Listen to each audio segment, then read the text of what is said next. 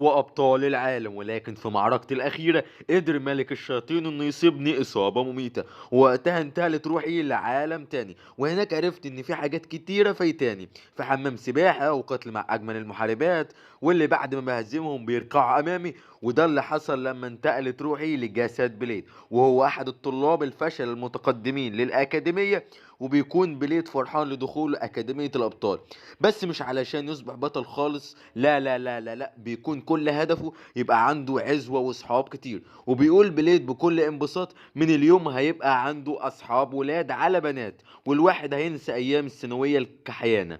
وبيمشي بليد في طول الأكاديمية وهو منشكح، وبيبص بقى على زمايله في الأكاديمية، والعيال هنا بيقعدوا يقولوا العبيط ده ظهر عليه مستجد معانا. وما لحقوش يكملوا كلامهم وبيلاقوا الحاج بليد وبيقول ان زميلهم الجديد في المدرسة وحابب يكون صاحبهم، والعيال هنا ترحب بيه وبتقول له ان كلهم هنا اصحاب وهو خلاص بقى واحد منهم. وبليد لما بيسمع كلامهم بيفرح جدا ويقول انا بقى عندي 4 اصحاب على طول كده، انا كنت عارف ان كاريزمتي قوية اصلا. وبيقعد بليد هنا يقول لنفسه انا لو استمريت على المنوال ده هجمع 20 صاحب اول اسبوع. لا وكمان مش بعيد حلمه حلم ال 200 صاحب يتحقق. فهنا شيا بتبص على بليد وبتقول له اذا محتاج يتعرف على 200 صاحب بسرعه فعليه حرفيا يصاحب كل اللي في الاكاديميه. وتظهر في الوقت ده واحده بتزعق وبتقول ايه الزحمه دي على فسيمو يقول لبليد بصوت واطي ان دي ايرين رئيسه اتحاد الطلبه في الاكاديميه، والكل بيناديه بالزعيم،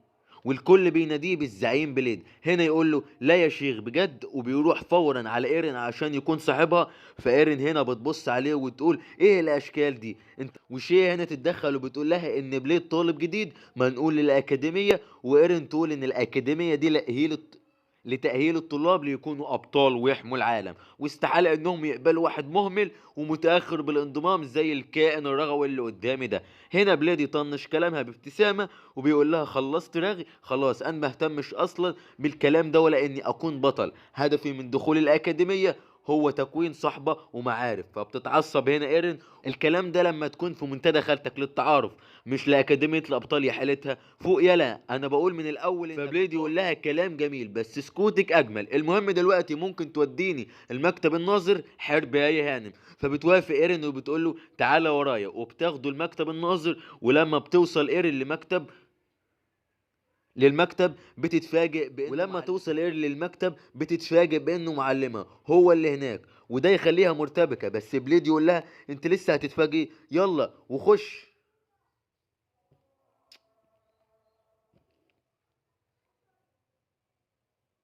انت لسه هتتفاجئي ليه